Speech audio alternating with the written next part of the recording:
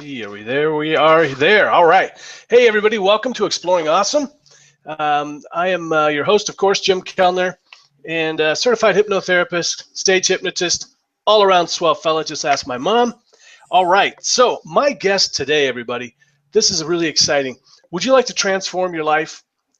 We have a gentleman on today that's going to help you to do that. His name is Chris M Sprague.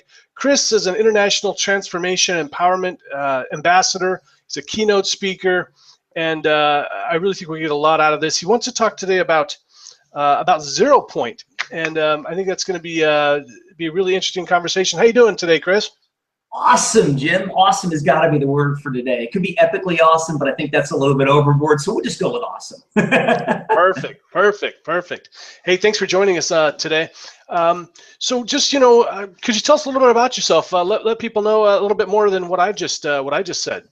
Sure. It's funny. In prep for the show, we were talking. I have to thank you for a compliment. You said I had an interesting life, and I appreciate you recognizing that from what's out there.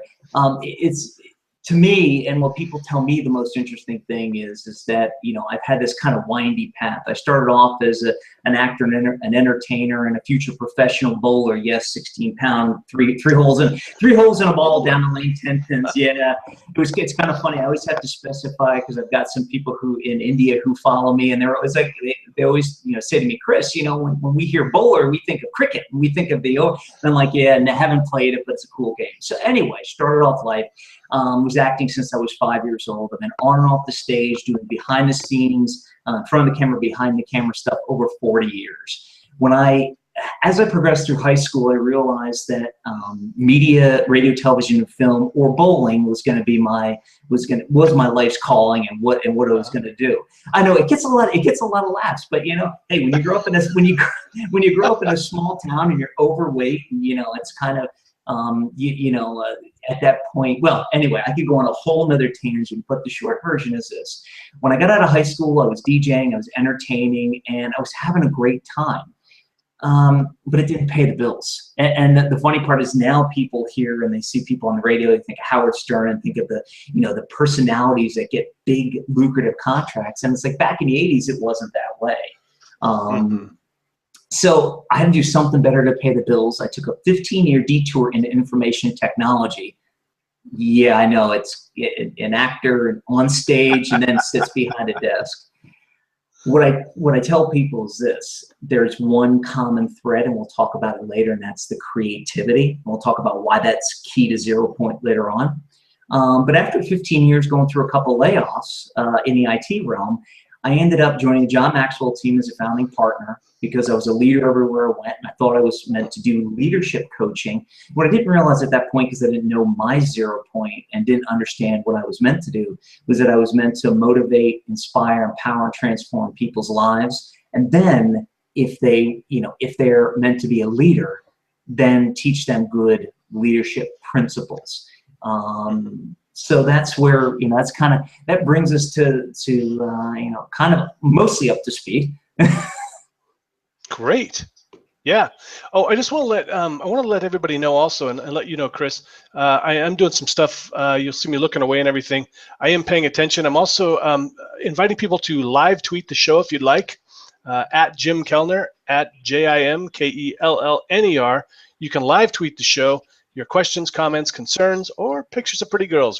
Either way, we'll take them. Or unpretty. Sorry, that was, if you're just smart, not just whatever. Anyway, let's move on. All right. Open mouth, insert foot. That's okay. We all do. That's okay. It's not live. We'll cut this out, right? Oh, no, it is live. All right. So, and handsome guys, you can feel free to, or ugly guys, tweet your pictures, whatever. No nudity, please. I'm very bashful that way.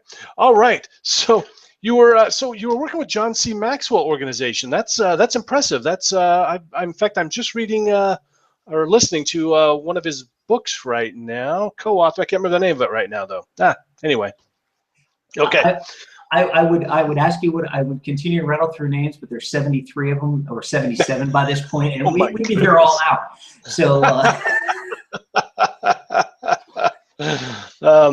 So let me see. So how did you actually become the International Transformation and Empowerment Ambassador? How did that come about? Yeah, so I have to look away for a second because I start to cry. I always have to prepare myself. Well, here's the thing of it. You only achieve something like that through going through a major transformation or major low point in your life. And for people who say that they don't, they just kind of lived high all their life, I challenge them to look back. So a couple years ago, I was, my goal has always been to get back on stage, be a speaker, and do this for a living. And I looked up at God and I said, you know what? I don't have that great story. I was bullied as a kid. I get it. Had a better upbringing than some, worse than others. But when you have a middle of the road, average type of thing, even if you have been bullied and you haven't been, completely destroyed, it kind of doesn't make for a great story. I mean, I had lost weight before, and I went from 300 pounds to 200 pounds, and that was okay in the story. But so I looked up and I said, don't have a great story. Well, little did I know how much humor God actually has. He said, okay, kid, you want a story? I'm going to give you a story. So in the span of less than a year, I had my wife leave me. I lost everything, went through a financial meltdown, lost my mom to cancer, lost a grandmother to an unforeseen stroke. Some of the things that happened during that year was released a book, dedicated it to my now ex-wife, showed her the book with the dedication page, showed her the final proof printed copy, as you get the point here. 3 days later, she looks at me and she says, you know what, if you don't quit this whole author, coach, public speaker thing and get a real job, I'm leaving. So my first response was, what can we do to save it? My second response was, couldn't you have freaking told me 3 days ago before I approved the proof that was dedicated to you? But now it makes for a great story. Fast forward to the middle of the year, and my wife and I had agreed my ex-wife and I had agreed we weren't going to get divorced till the end of the year. Right around our old anniversary, she comes walking in the house and she says, look, I'm going to go ahead and file the papers next week. I said, why? She said, because I had the time, not necessarily a really good reason that I want to hear. So 4 hours later, I called my mom, who was my rock during the whole thing, and her life partner, Art, says to me, Chris, your mom can't get on the phone. I said, why? He said, well, remember the pain she was going through? I said, yeah. He says, it wasn't shingles, it was cancer, and she's going into hospice today. Oh, so the whole point is through going through those really dark times. I mean, I had some very, very dark times. There was times where I had no food in the house. There was times where literally the only food in the house was cat food. And that's a very humbling experience. And there was days where I couldn't get off the couch. There was days where my biggest joy was putting one foot on the floor and going, yes, I put a foot on the floor. What I realized, fast forward towards the end of that year, I realized that my struggles were because I didn't understand my 0 point. And what I realized is there was people also going through the same thing I was going through. In other words, the dark times. So I had to take on the role of empowerment and transformation to at least get people to realize that there was something better on the other side.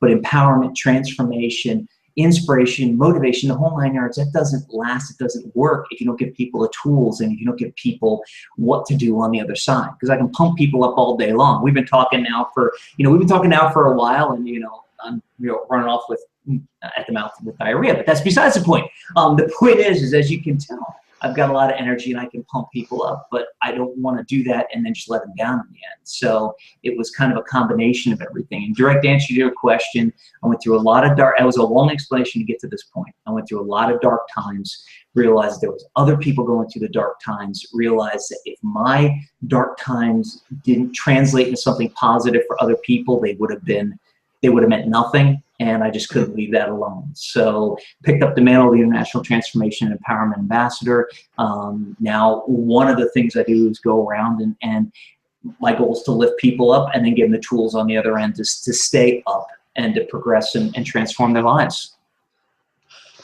That's fantastic. And I think that you make such a good point. We're talking about reframing here. And so we're taking a bad situation, we're trying to find the positive in it, and that's what you did. And I think that's, to me, I think that's one of the real keys of success is when you can, figure out, things.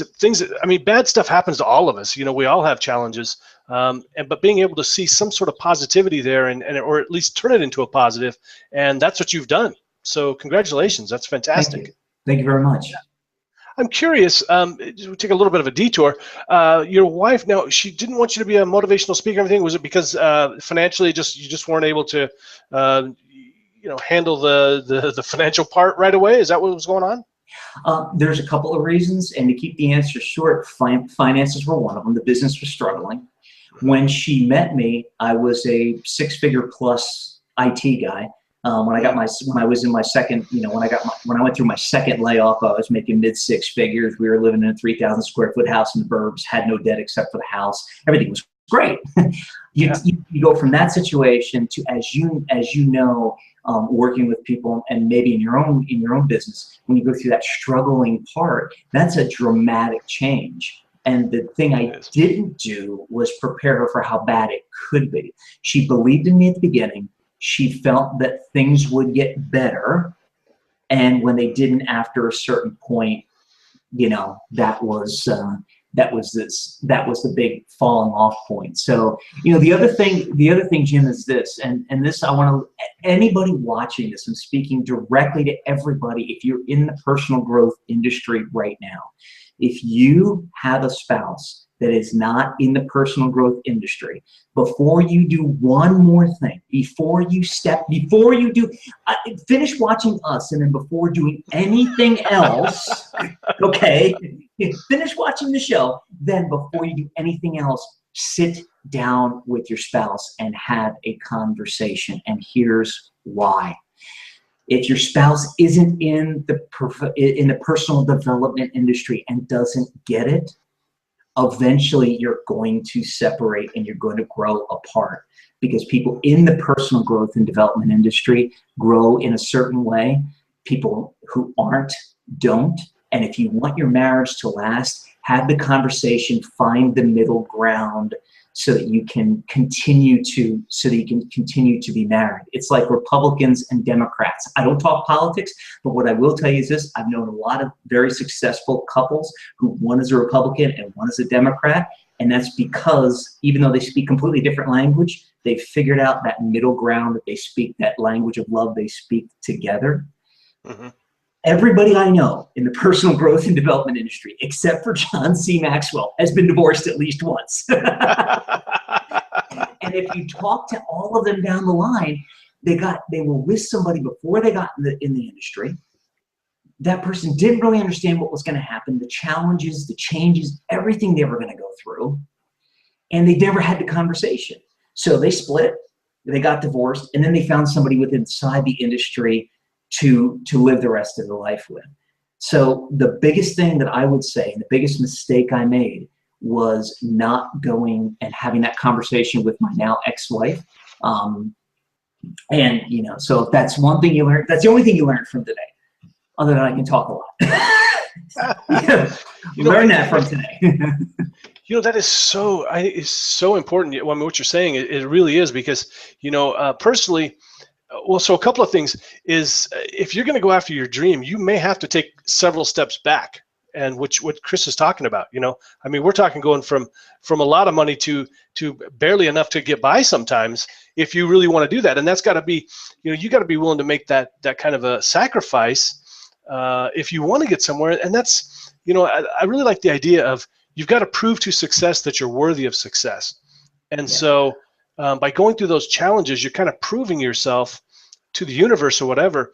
The other thing is too, is I remember it's funny you talk about this personal growth thing, because I remember I met a woman a while back, and we were talking about stuff, and she had basically zero goals. And I was like, no goals? What do you, nothing. And it was a challenge for me to really kind of maintain any kind of a relationship there, because somebody that's in this industry, you're always kind of pushing yourself. You want to get to the next level, and you want to, and it's hard to relate to her, to be honest with you. It really was. Yeah, and that's and that's where I say it's something where, if you're married, that's why you have the conversation, because then you figure out that middle ground. You figure out where you can talk and where you can come together. And you might even figure out, before my ex-wife and I did, maybe it isn't right for you to come together. Maybe you had that conversation and you go, you know what? if this is really the way you're going and this is really the way I'm going, let's find other people that are going in our direction. Right. So, you know, you can save yourself a lot of time, heartache, and, you know, and challenge that way. Yeah, absolutely. Hey, everybody, just want to remind you, you're watching Exploring Awesome with Chris M Sprague today. He is the International Transformation and Empowerment Ambassador. We're talking today about finding your 0 point and why that might be helpful. You're welcome to live tweet the show at Jim Kellner on Twitter, at Jim, Kellner. Love to get your questions, comments, concerns, and I'll leave it at that. And so, Chris, tell me, why is it important to understand how you're wired? Why is that really a key to success or happiness or whatever? Yeah, because if you don't, the short version is, and I'll tell a quick story to illustrate the point. The short version is, if you don't, you're going to live in a fog and you might end up going down the wrong path your entire life. It's kind of like not being able to read a map. I was hiking with a good friend once, and they didn't read the map right, and I kept saying, we have to go right, and they said, no, it's left, and so we ended up going left, and went about 3 miles out of our way, and just barely made it to base camp before it got dark and got set up. So the whole point, and here's a quick story. So you remember at the beginning when I told you about my journey, I said, you know, I joined John Maxwell as a founding partner, his coaching, teaching, public speaking certification program, because I thought I was meant to teach people leadership. What I didn't realize is that what had happened to me over my life is the world had masked over my wiring, and the world had kind of taught me that I was meant to teach people leadership, and it wasn't for a good reason. It was actually for a bad reason. I was bullied when I was a kid, and as I left that bullying environment, what it had taught me was that if I was number one, if I was the big dog, if I was the leader, then nobody would make fun of me, nobody would, and I'm going to crack a smile here because people who are listening going, you're stupid ass. This is, you know, it's exactly the opposite. It's like, yeah, you're right. I was about to get to that part of the story. But my brain had said to me, hey, if you're the leader, people aren't going to make fun of you. They aren't going to bully you. You're going to be in complete control. And what I didn't realize by the time, you know, I had joined John was the fact that it had become, I'd been walking around in such a fog that I had taken that as the truth. I had taken, even though everything I'm watching on television says exactly the opposite, even though there's CEOs who have lost their job because some minion in a factory somewhere screwed up once and they had to take the blame for it, my brain didn't put the two together. And what had happened was, since I tried to push so hard down that leadership path, my business struggled, my wife left, and that's what led to all my other struggles. If I'd have realized earlier that what I was wired to do was do what you and I are doing right now, which is motivate, inspire, empower, transform people's lives, then teach them leadership. Or like my other business, video content agency, to help people do great videos on the web. If I'd have realized all of this stuff earlier, things would have come a lot easier, they would come a lot quicker, and I wouldn't have had to go through so much pain. Wouldn't have had to go through so much pain in my life. So when you talk about wired, the way you're wired, are you really talking about finding what your purpose is? Is that what you're saying? It goes deeper than that. The reason that I call it finding your 0 point is because just like 0 changed the face of mathematics. We had 1 before, but until you got 0, you couldn't do a lot of the complex calculations that we can do today because of 0. And let's face it, we wouldn't have the binary system. We wouldn't have 1s and 0s without 0. So just like that 0 changed the face of mathematics, this 0 can change the face of your life. You know what? I need a copy of that. That's good. I need a copy of this little bit. Here, I'll put my own cut. It was at 19 minutes. It was at 19 minutes. So. But if you think about it, you know, people have talked about purpose. They've talked about passion. They've talked about all this other stuff. And that's really step 1. But step 0 is when you were born, your 0 point, the map that was put inside you, the blueprint that was put inside you, the outline for your life. It's kind of like an index, or, you know, the table of contents for a book. I don't know how many more different analogies I can give, but I'll probably think of more. The point is, once you find that 0 point and that map, and you understand how you're wired, it leads you down the path and allows you to use your strengths more effectively, allows you to hire for your weaknesses, and backfill those with partners, and it allows you to eliminate a lot of the roadblocks you're going to see in life. So you're saying that your life purpose is really there from day zero, from birth, or conception, maybe. I don't know. Yeah, there is a blueprint that everybody has. Let me give you one quick example. Jim, how tall are you? 6 feet. 6 feet. Okay, so you're 6 feet. I guarantee you that next year you ain't going to be 6'1". And I guarantee you that in 5 years you're not going to be 7 foot tall, because your body has this code that was put inside your DNA that says Jim Kellner is going to grow to be 6 feet tall as a grown male, and that's it. Now you might shrink. It's funny because I know somebody who actually, as they've gotten older, has literally shrunk 3 inches. When I first met them about 10, 12 years ago, they were a head taller than me. Now I'm seeing eye to eye and I'm going, I ain't getting any taller. So shrinking, that's another thing. But if you think about it, if your body is programmed that way, your mind is programmed that way as well. Now, yes, there are things like hypnosis and other things you can do to switch it, to mask over, to do things, just like you can build your muscles and everything. But there's still limits. There's still this framework that you live within. And that's one of the things that a lot of my brethren and sisters in the personal growth and development industry don't like when I say, because they believe I'm limiting people. And it's like, no, look, people can be anything they want to be within how they were wired. And once they figure it out, they live a happier, longer, more successful life. The most dangerous thing in the world is if you take a butterfly and make them think they're going to turn to a dragon. I mean, it just doesn't happen. And too often in our industry, people want to force people into the idea of thinking they can do it. Like, let me give you another real quick example, and we'll get to your next question. You're a stage hypnotist. I'm quite sure you've hypnotized people to quack like a duck at some point, right? I mean, you've had fun with people like that, right? Yeah. Did you turn them into a duck?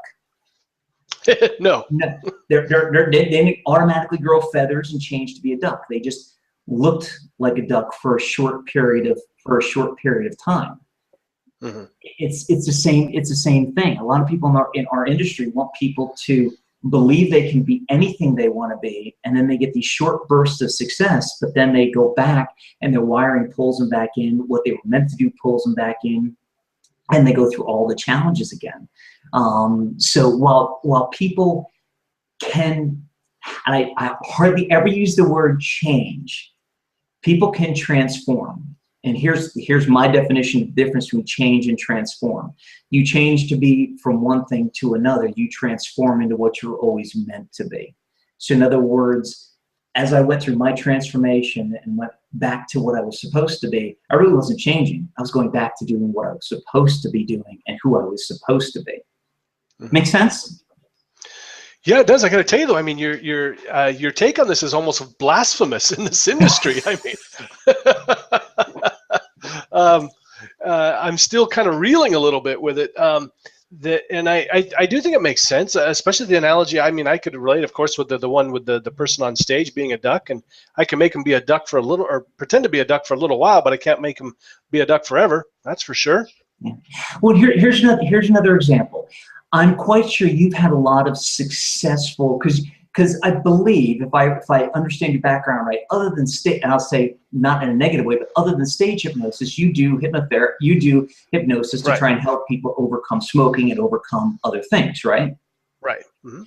And let's put all the cards on the table. You've had some successes, and I would guess you've had some people who it didn't work for, correct? How dare you? Okay. Absolutely right. And that's really, this is the thing. We always see these different testimonials and things for different products or solutions and things like that. And what you find is that not one thing works for everybody, and there's always going to be people that are successful and people that are not. And so I'm sort of kind of wrapping my head around this idea, and it's kind of resonating a bit. And thank you. And what I was going to say about I would bet that if you went back and looked at the people who you weren't successful with, and if you could do an MRI, a DNA scan, I would bet that if you dug in and you could actually unravel their code, so to speak, whether it was genetic or brain wiring, that you would find out that they were never meant to undo what you were trying to get them to undo. You know, it's kind of like people who are overweight and who can't lose weight even when they cut calories.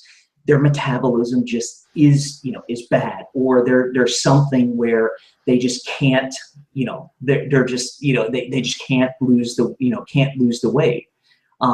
Or people with addictive personalities that really struggle even after hypnosis and everything else to, to break their addiction. It's nothing you did. It's nothing anybody else did or didn't do right or wrong. It's just they weren't wired that way. People don't want to accept that. It's tough to accept. But yeah, absolutely. But there's new brain research out there. In fact, the guy's name, it's funny because I'll give you kind of a good SEO, but it's not going to be the right guy. It's going to be the right guy, but not the right name. Meaning, the guy's name's James Fallon. So if you put Jimmy Fallon in here, everybody's going to Google you for something else. But there's a neuroscientist out there, James Fallon, who did all this brain research and did MRIs and EEGs and brain scans of serial killers and of murderers and everything, and found definite patterns. Now, the interesting thing was he was presented with, I think it was a dozen or so brain scans, and he was, basically everybody in there that showed the same typical brain scan was a murderer or psychopath. Okay. Then he was told one of the brain scans was his. Whoa. And oh, I think, wait, was that did they do something on that on Discovery Channel or something? I think he's been on CSI. I think he was on CSI, and I thought it was fake. And then he was on the Discovery Channel and started talking. Yeah, I think I saw that. Yeah. And it's just, it's such a trip. So his wiring, his blueprint is basically that of a psychopath. Not a good thing to find out. But he's been able to turn I'll say the positive pieces of that. Because let's face it, they say politicians are psychopaths. They say a lot of CEOs are psychopaths. But they've taken what normal people would consider the negatives of that personality and figured out how to use it for good to be very successful. I mean, look at Steve Jobs. I mean, people say, people talk about Steve Jobs as he was a tyrant, but he's built what's now is the most valuable company in the entire world, and created a great fan base in the whole 9 yards. So anyway, I'm getting way off the topic. The short point here is that the reason that people in our industry hate hearing this is because it costs them money. Because they build their business by going to people. You can be anything you want to be. Pay me 10 grand and I'll prove it to you. Mm-hmm. And then they're not. And I take a completely different tact, and I say, look, you can be anything you want to be once you figure out how you're wired. And if that means that you're wired to be a ditch digger, or you're wired to be, a cashier at Walmart, that's okay. You just have to redefine your success level and redefine what success means to you. However, if you're a cashier at Walmart now and you find that what you were really meant to be is president of the United States, wouldn't you like to know that? I think it'd be kind of nice. Well, maybe. I'd like to know. Yeah, exactly. Right. Wow, this is fascinating. And folks, if you're listening live, we're going to take a brief break because we're going to cut this up into a couple of different episodes. So I want to thank everybody for watching. Remember, you can always live tweet the show. You can find me at jimkellnerhypnotist.com. And of course, Chris, what's the best way for people to get a hold of you? Yeah, go to chrismsprague.com, CHRIS, M as in Michael, Sprague, SPRAGUE.com. I think because I'm talking, it should be up on the bottom of my lower third, but in case it's not, that's the easiest way. If that's all too hard to remember, you can always look up videocontent.agency, which ends up being, I don't know, just as hard to remember, but some people have trouble with my last name. So anyway, and especially because somebody else has got Chris Sprague, so you got to have the M in there. The M's got to be in there. I got lucky with just Jim Kellner. There you go. You know what? It's really interesting concept. So my guest today, everyone, if you've been listening, you found out that maybe not everybody can be anything they want to be. Now, when I come back in episode 2 with Chris M Sprague, we're gonna find out how to discover, hopefully, what you are capable of, what you might be best at, and how to go after it after that. So I want to thank everybody for listening, And we will be, if you're listening live, of course, we will be right back. If you're not, Go anyway, down in whatever. the comment. If you're not, go down in the comments and find the link down below to episode 2. Right, Jim? Exactly. Yes. All right. Now we're going to restart. Here we go. And hello, everyone, and welcome to Exploring Awesome. This, of course, is episode number 2 with Chris M Sprague. And yes, as a great reminder, there's the show notes. We've got the websites for Chris and for me. And we got some information. Hey, everybody, I just want to tell you, if you're tuning in just now to episode number 2, my guest, again, Chris M Sprague, he is the International Transformation and Empowerment Ambassador. He's here to tell you that not everyone can be whatever they want to be in life. He's going to tell you how to find out what you might be good at. Welcome, Chris. Oh, thanks, Jim. So I can see by the look in your eyes, Jim, it's taking you a little bit to process this, and that's okay. The interesting thing is most people I deal with in our industry, it does take them a while to process. Let me kind of lay it out a little more for the viewers and kind of maybe give everybody a little bit more to wrap their head around. Fact of the matter is this: your body physically has a map inside of it, the DNA that tells it how tall you're going to be, how long your fingers are going to be, how small, how big, all that other stuff.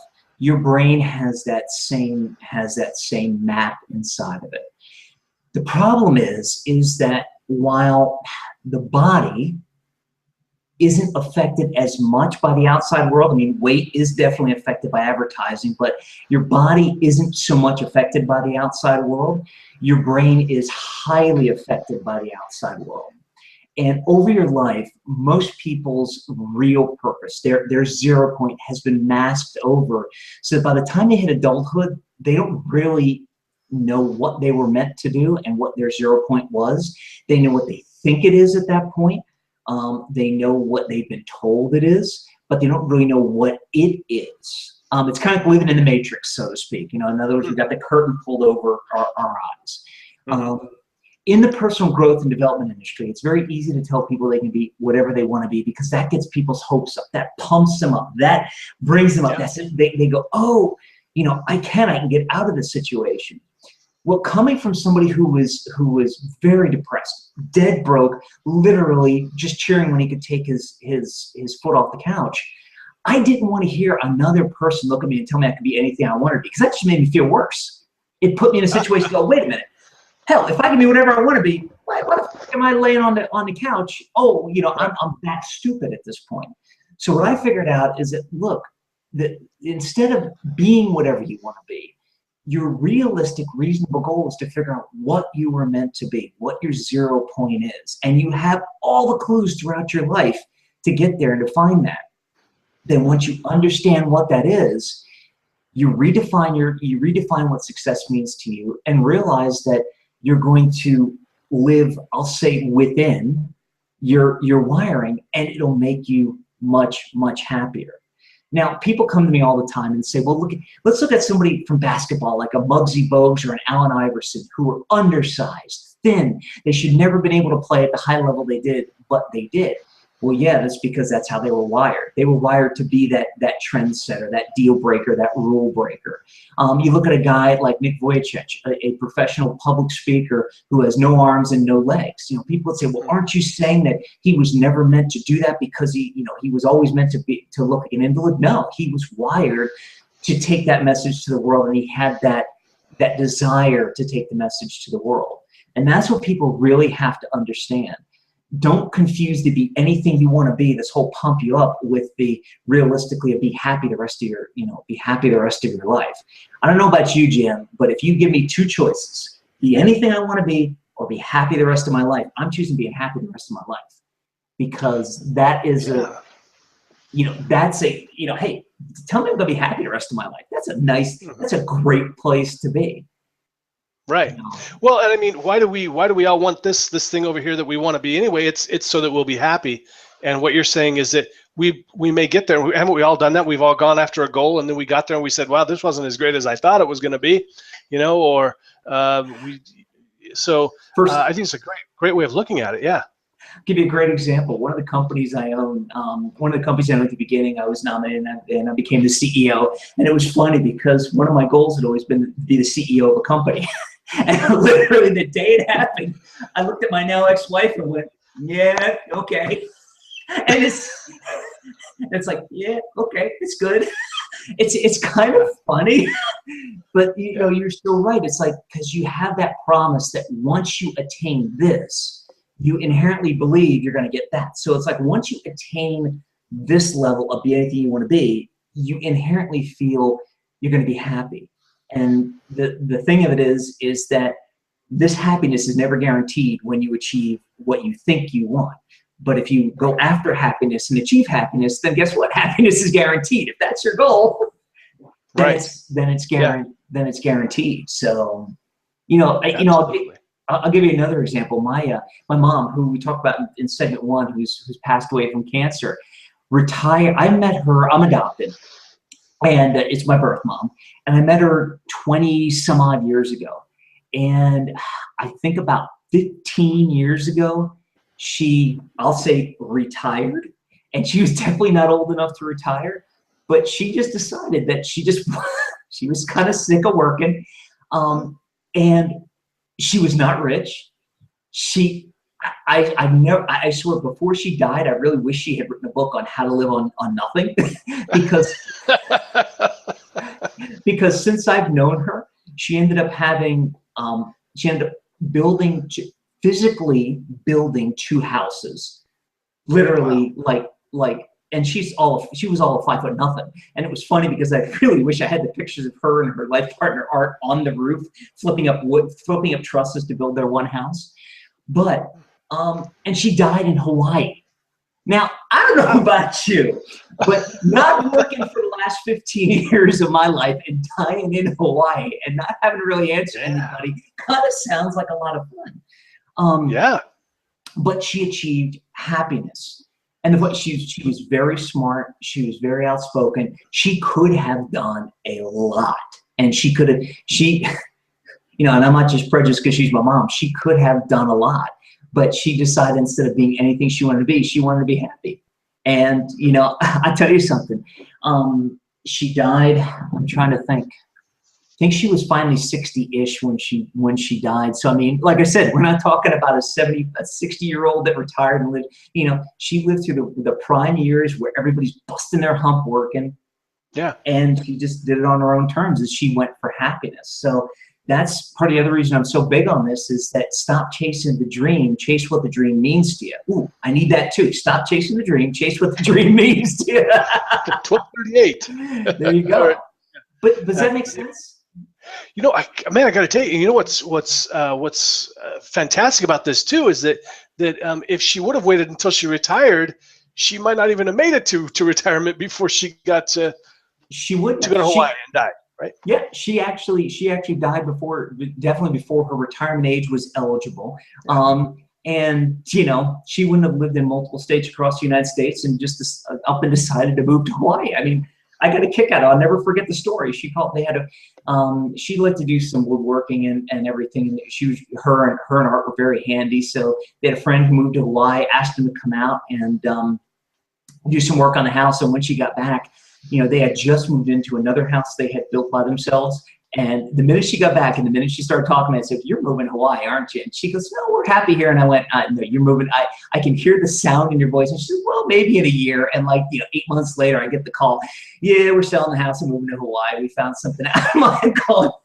She's like, "We're just leaving everything here. We're taking this little thing because it's just, So yeah, don't chase the dream. Chase what the dream really represents, which is that happiness, that security, that safety, that that good life for yourself.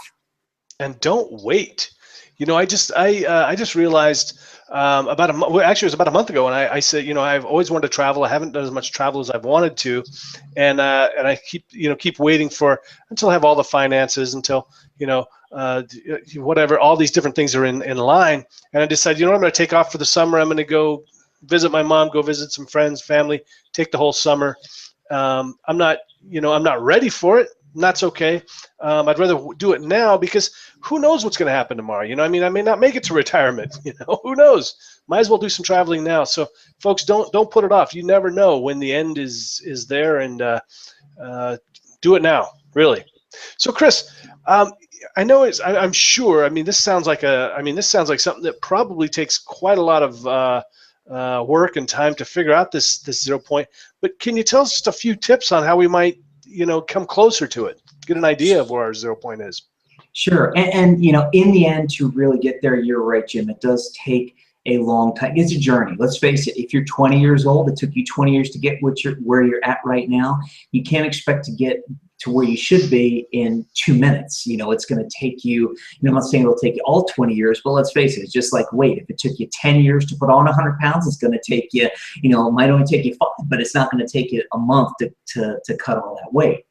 So the short version is that you start from where you're at, you work your way backwards, and you work your way all the way back until you find your first vivid, visual, positive memory.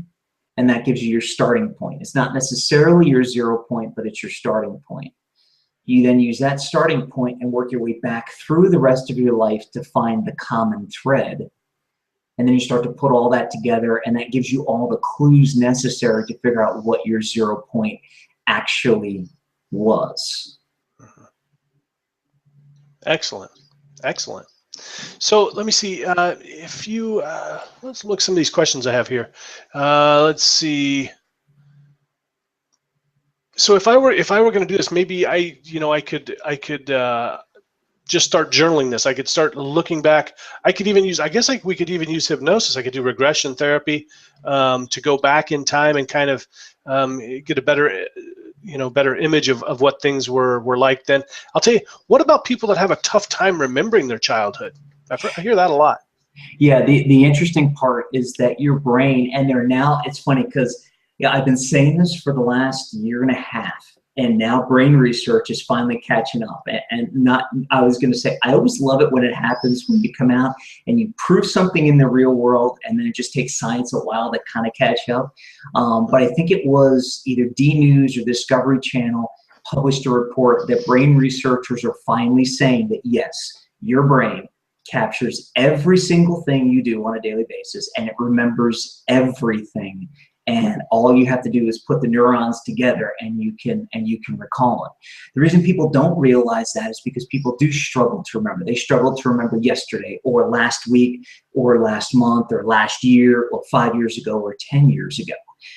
If that's you, what you want to do is you remember the most recent vivid visual positive memory, and then you go backwards. And here's what I mean. The minute you go back, if you remember something that happened 5 years ago, your brain, for an instant, depending on how powerful that memory is, feels like it's 5 years ago. And it resets and says, okay, I feel like I'm back 5 years ago. And at that moment, it's kind of like leaping backwards. And you say, okay, let me remember back a little bit further and a little bit further and a little bit further. Let me give you another example. When we all grew up, a lot of us went through PE, physical education, gym class, whatever you want to call it. And they used to do these rope tests where you used to hang a rope from the ceiling, put it about, like a foot off the ground, have these little knobs on it, and then make you climb the rope as high as you can. Well, let's face it, you can't get to 10 feet by just jumping and grabbing up 10 feet, or let's say 15 feet. Maybe some people can jump that high. So what you would do is you would grab about 2 foot up on the rope, and you put your feet on the bottom, and you pull yourself up, and you keep pulling yourself up. That's the same thing the brain does when you remember back, when you remember and you go backwards to remember. Now, that's how you do it without hypnosis. Now, I'll clarify this by saying, Jim, you and I have never worked together through hypnosis. I know a lot of good hypnotists, and I know a lot of bad hypnotists. And what I mean by that is I know a lot of people who do it the right way, and I know a lot of people who will guide their patients in completely the wrong direction, and not necessarily implant memories, but really take them through guided and not let them guide themselves. So I don't know exactly how you do it. I'm going to guess by being on your podcast that you're one of the good guys, and you kind of let the patient go in the direction they want to go in.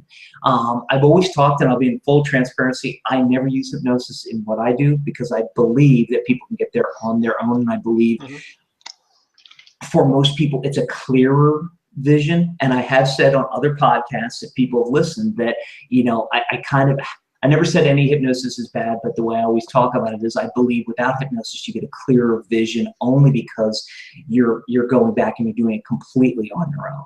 However, if you're one of the good guys, which I believe you are, and you let the patient go back, I can definitely see where hypnosis is helping and clearing the mind and relieving some of the fog that's there so that they can go back further and possibly go back quicker to find that initial memory, that initial vivid visual positive memory, versus the kind of the coaching method, which just takes them back and you just kind of think, okay, what's this memory? They go this memory, this, and go back further. Yeah, very good point. And you know what? If you are using a hypnotist, and if you are a hypnotist, you want to be really careful about that. That's one of the things that happened back in the 80s when they had the big thing with all these kids having these memories, these quote memories of being abused and satanic cults and everything. It was because unfortunately the therapist wasn't, and it wasn't just hypnotherapists, it was also psychologists, unfortunately kind of leading them in a way that wasn't good. You definitely have to know what you're doing there. And so if you don't know what you're doing, probably don't do it. That's what I would say. Yeah, exactly. Don't practice on your clients. Learn it. Because there is some, you got to watch your language and I just mean like the languages you use and the descriptions and things like that. So very good point. Chris, you have done a lot of things. You do a lot of things. If you had only one thing in the world to do, what would it be? Yeah, and so I'm laughing because every time I tell this story, I picture the story in my head first, and I always get a kick out of it. So if I only had one thing in the world to do, it would be speak and take the message out to the world. And I always tell people that how the natural question is kind of like how would you like to die? I mean, that's not really a natural question, but it's kind of the one thing in the Hawaii. world. Yeah, in Hawaii. No, so I tell people, okay, I'm a guy, so there's the natural guy way of dying, in the middle of having sex with a gorgeous woman. Other than that, in Hawaii.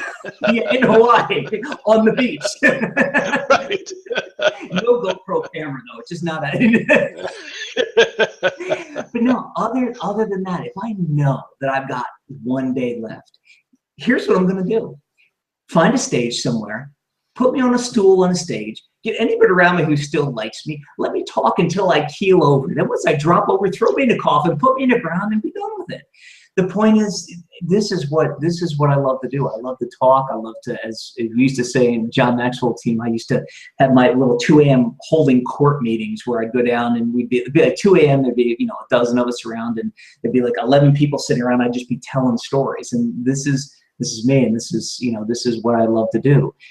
The interesting part is that when I used to tell that story, it used to sound very self-serving and self-fulfilling. I want people to listen to me. Here's the point I want people to get out of that story. The reason I do this, the reason I come on shows like this, the reason I love telling stories, the reason I love doing this is because I love helping people. Yes, that gives me a charge. Yes, I'm self-centered. Yes, I got an ego that can't get out my door at some points. That's okay. In the end, and I say that's okay because I love helping people. And that's really where the charge comes from.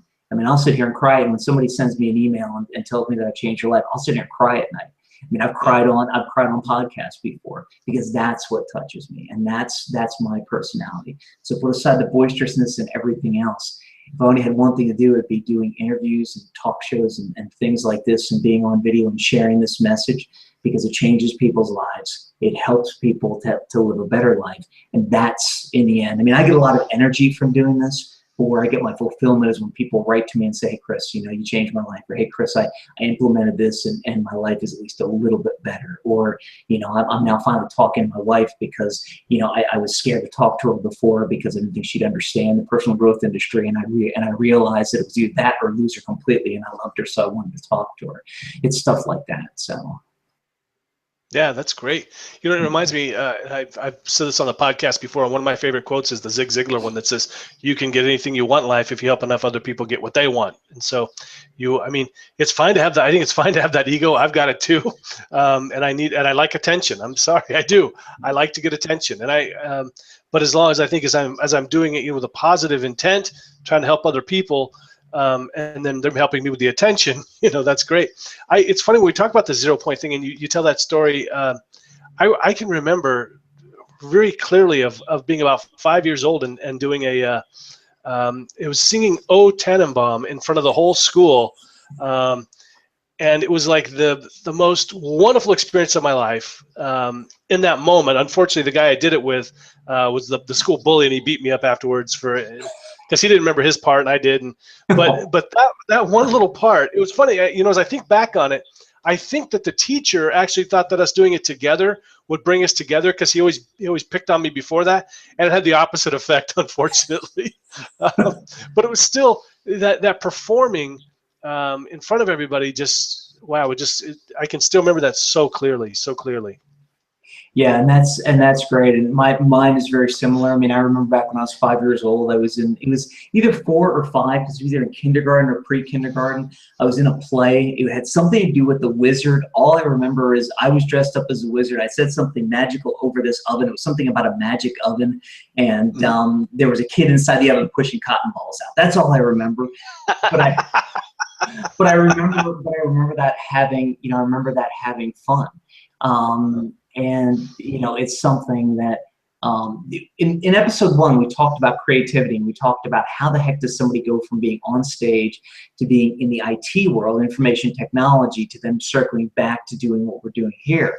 And I said about the common thread of creativity, and that's the big key. When you go through, if you take a look. I said also earlier about the fact that I had kind of been in this fog where I thought I was meant to be a leader because I didn't want to be bullied, and I kind of didn't realize that, actually you took more arrows as the leader, and I didn't realize that my thought process was completely off. When I started stripping all that fog away, and I went back and I found that first vivid visual positive memory of me being, in that play and that fun, I then looked back throughout my life, and what I realized is all the happiness and everything, all the times that I was successful, I was creative. It didn't matter what field I was in. It was the creativity. And then that led to happiness. That also led to changing people's lives and everything else. And we don't have enough time to, as one of my mentors, Paul Martinelli, says, I don't have at my command time today to tell everything about it. But point is I saw all this creativity flow through, and it didn't matter what position, I was in. That was kind of, that was one of the things where the key was. And creativity, inspiration, motivation, also talking. That was the other thing that I looked at. I've been a talker, quote unquote, all my life. I mean, I remember, I tell the story, it's going to sound kind of bad because I realize how bad it sounds, but my adopted dad, I used to get on his nerves so much at some points that he used to say, look, can I just read my paper? So I'm not sure if that's a good thing or a bad thing, but but the point is that I used to love to talk throughout my entire life. So, put talking, creativity, everything else together, and that ends up becoming a recipe for not only doing the international transformation and empowerment ambassador role that I do, but also doing the video and the other thing I do with some of the other companies that I own. So. Mm-hmm.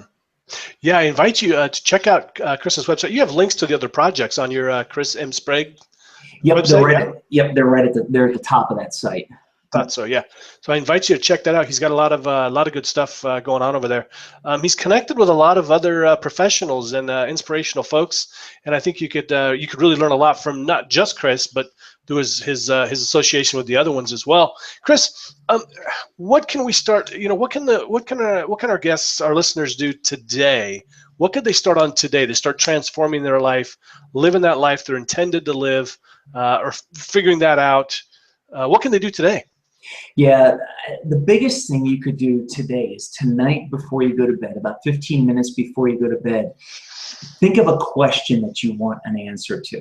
Now, before everybody goes, wait a minute, I want to sleep, I don't want my brain working. Here's what you have to understand, that your subconscious is the most powerful supercomputer known to man, and whatever you're thinking about 15 minutes before you go to bed is what your brain is going to work on while you sleep. It's not going to prevent your brain from shutting down. All it's going to do is allow your subconscious to process it, and it's going to allow you to get answers without having the gate that your conscious mind puts on you. I can go over more of that. We can do another episode about that because it's really a deep topic. What I really want you to understand as a viewer is you think about that question 15 minutes before you go to bed, let your subconscious help to work on an answer. Then when you get up in the morning, see what answer you got, and write it and write it down. do that on a consistent basis, because sometimes it takes a little practice, just like, anything else worth doing sometimes takes a little practice. So you might not get a visible answer the first night, and it might even be something where during the next day it just kind of blurts out. Like, have you ever had, Jim, I'm sure you've gone through this, where you look at somebody's face and go, I remember their name, but I don't know it. And then like 6 hours later, they're in another state. You're sitting there, you're driving a car, and you go, Jim Kellner. And it's like, right. And then, whoever's in the car with you going, who the heck are you talking about? It's like, I was just trying to figure out who this guy was, 6 hours ago. It's right. It's the same thing when you end up asking yourself a question like that at night. It might not come to you in your dreams. It might not come to you till the next day, but you're going to start finding that you're going to get the answer. And then you start refining that and ask yourself better quality questions. This is a process that just opens you up to thinking differently. Because the problem with most people is that their brains lock them in to keep them at a steady state, and that's what your brain was designed to do.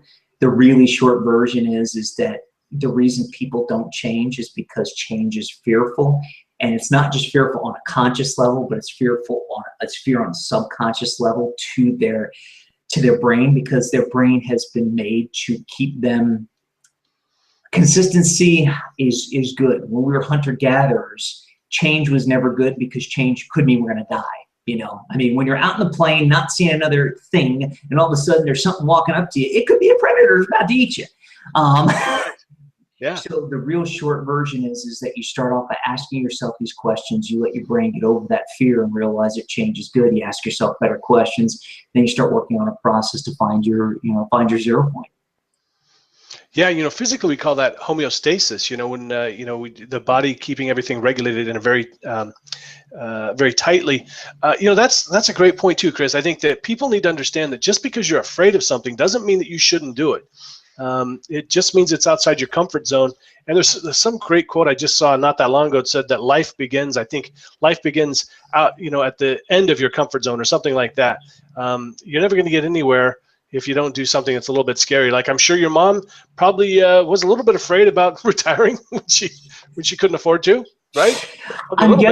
I'm guessing she was, but if I remember, she was. I probably shouldn't say this in case he's watching, but I have a feeling she was just really pissed off. I finally had enough of the boss she was with, and just said, you know what? I don't need this. I don't need this shit anymore.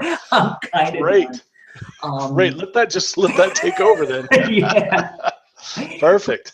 Well, it's funny, because if you really hear that point, and man, we're running up against the top of the hour. We don't have to do episode 3 on this thing. We'll just keep going forever. But no, if you really hear what happened was, if I remember the story right, and I might be getting it wrong, so Mom, if you're watching, I'm sorry if I get this wrong.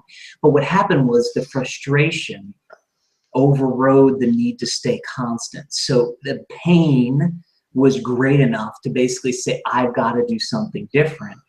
And then she did something, and then she did something different. And then she did something different and found a way to make it work. So take that story back to, if you're watching this right now, take that story back, whether it's going to Jim and going through hypnosis with him, whether it's coming to me and working on finding your 0 point, just, through talking through coaching. When your pain gets to a certain point, you're going to make the change. One of the things I like to say is, why do you want to let it get that far? If the pain isn't that intense, because believe me when I tell you, if the pain is there already, it probably isn't going to get much better. Let's face it, the pain for my wife and I was there. If I would have just seen it, my ex-wife, I would have just seen it. The pain was there. It wasn't going to get any better. And it wasn't until the pain got very bad, i.e. she's out the door, that things, started to change. In fact, I didn't get off of being a strictly leadership coach and speaker for probably about 8 to 9 months after she left. And it was at the time when she was gone. In other words, at the time that the pain was really bad. Because let's face it, everybody at the beginning of a breakup thinks, hey, they're going to come back, be a success, and they're going to come back. So the point is why let it get to that point? Why let it get to be so nasty and so painful? Don't kid yourself. The pain isn't going to go away and get any better. It's kind of like having a toothache. You got a toothache, go to the dentist and at least get it checked out. Because if it is a cavity forming, guess what? It ain't going to get any better.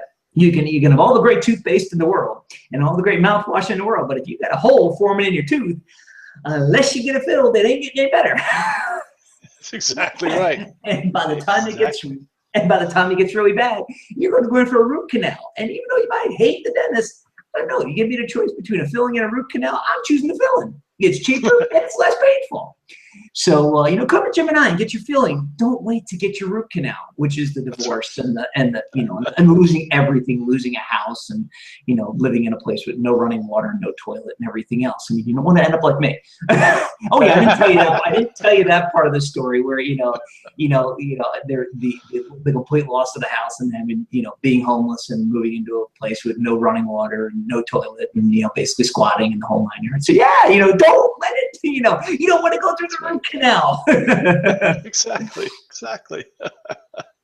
You know, I think that's boy, it seems to be one of the hallmarks of being any kind of a transformational coach is these really difficult times that people go through, and I think it also, you know, it builds you up, and I also think it gives you, I don't know if I want to say credibility, but something like that with other people, because they go, well, I'll tell you one of the things that bugs me. There's a couple of speakers out there right now that are pretty popular, and I never hear anything. I'm not going to mention any names because he's very popular, but he will talk about from the time that he was very industrious and all this stuff ever since he was a little kid. And I used to love all of his stuff, and now I'm kind of turned off by it because I'm like, I can't relate to him because it seems like he's been perfect this entire time.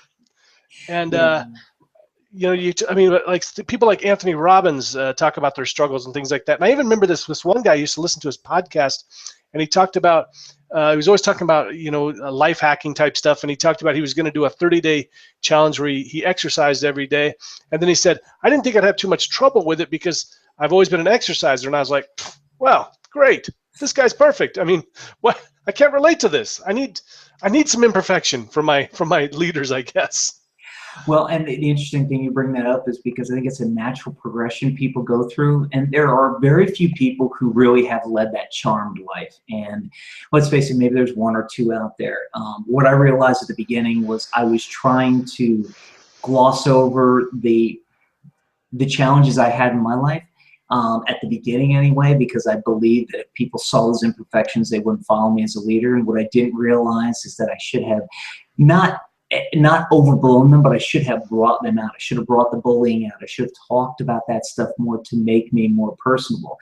As I said, I think on the first episode, you know, before I went through the divorce and everything else, I kind of looked and felt I had pretty much an average life, some ups, some downs, and everything. And I kind of looked up and said, I don't have hey God, I don't have a story. And I didn't realize how much of a sense of humor God was going to have. And by the end of the story, I went, you know what? Okay, I'm done. I got it's enough now. I got the story. I get it. I get it. I shouldn't, I'll specify next time. I'll specify it next time, please. Just, enough with the story here. I got it.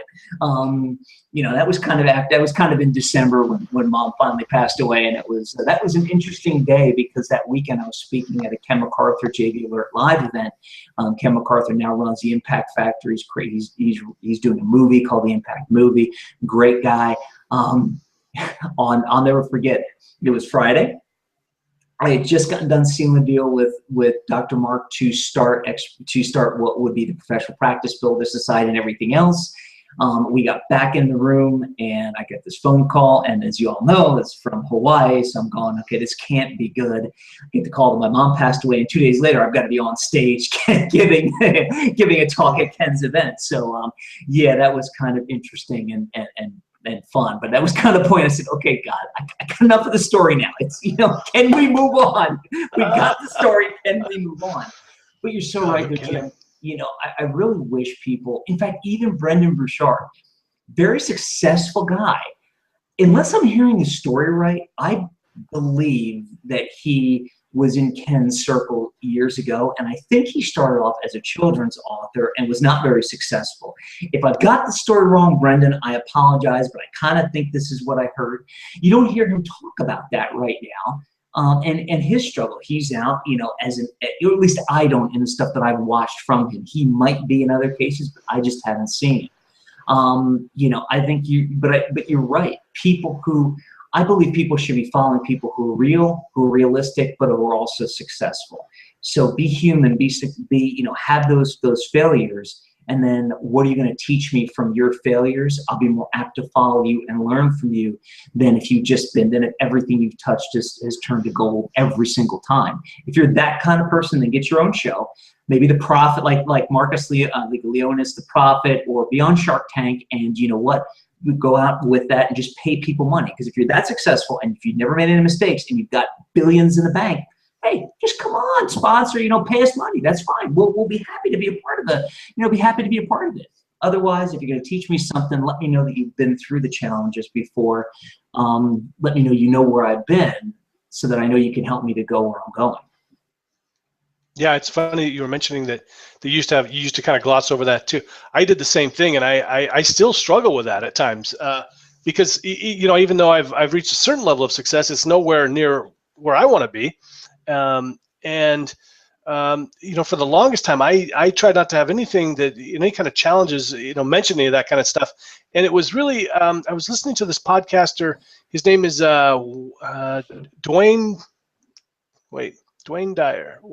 It's not Wayne Dyer. It's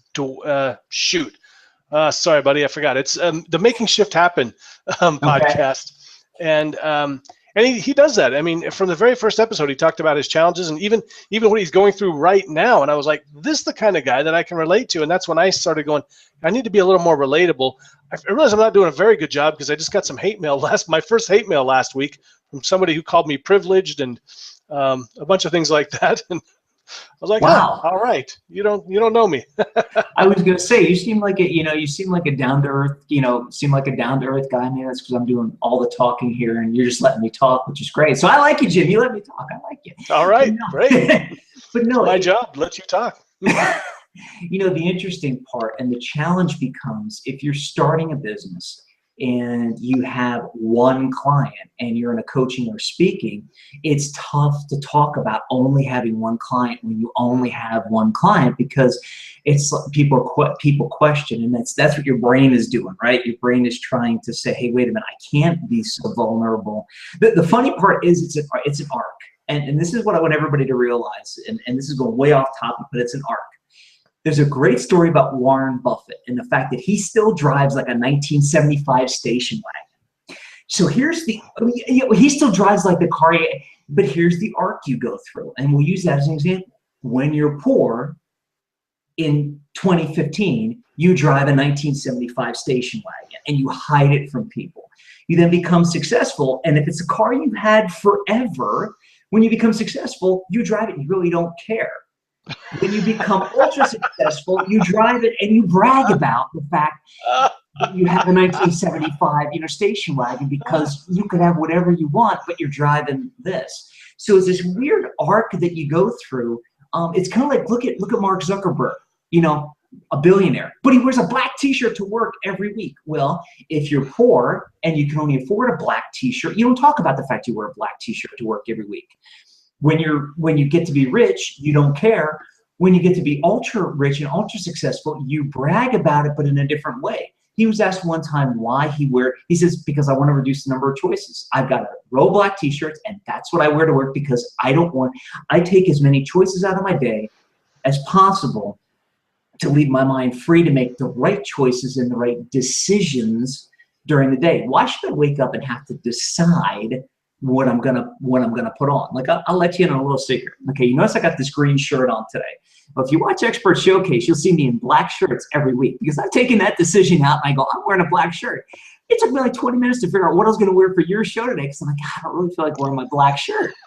So what am I gonna wear? So I'm looking through I'm trying on different shirts. I had this T-shirt I was gonna go, that doesn't look right.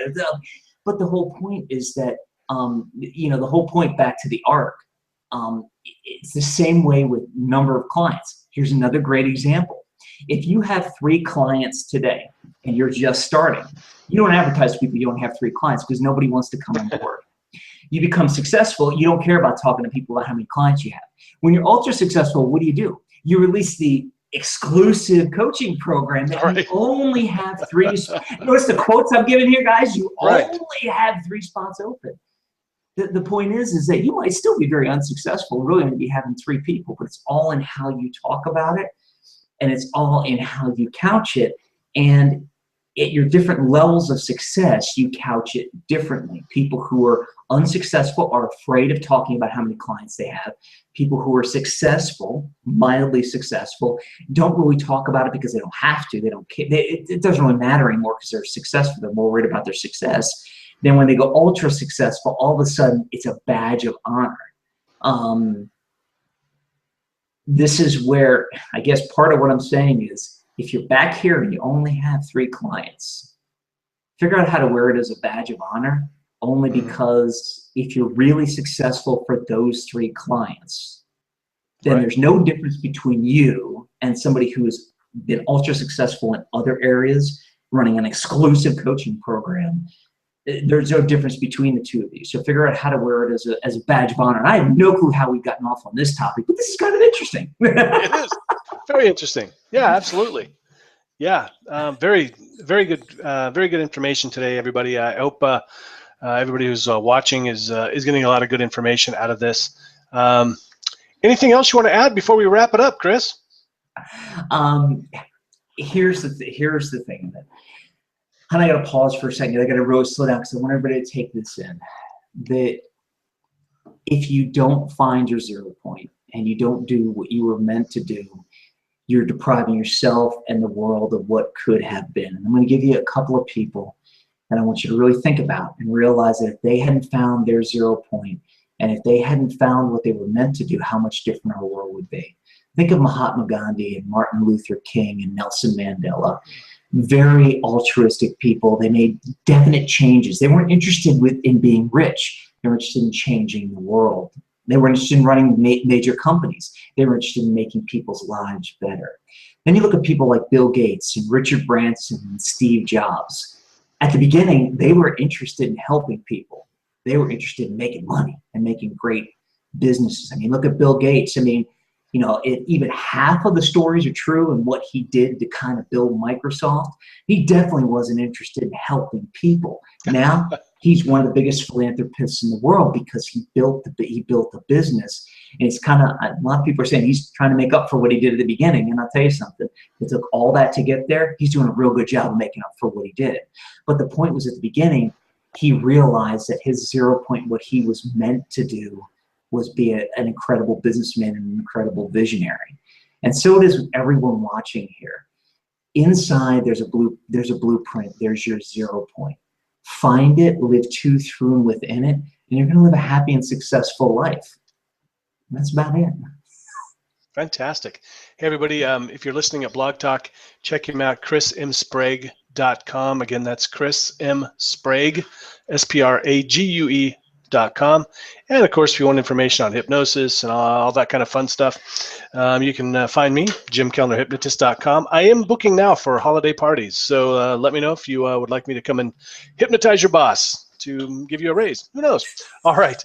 I want to thank Chris again. Thanks so much. Hey, remember, maybe you can't be anything you want to be, and that might be a good thing, everybody. If your goal is happiness, it's a lot easier to attain than something that's out of your reach. So I want to thank everybody for listening. This has been Exploring Awesome. Take care, everybody. Be well and be awesome. Chris, stick around. I'll talk to you for a second. Okay.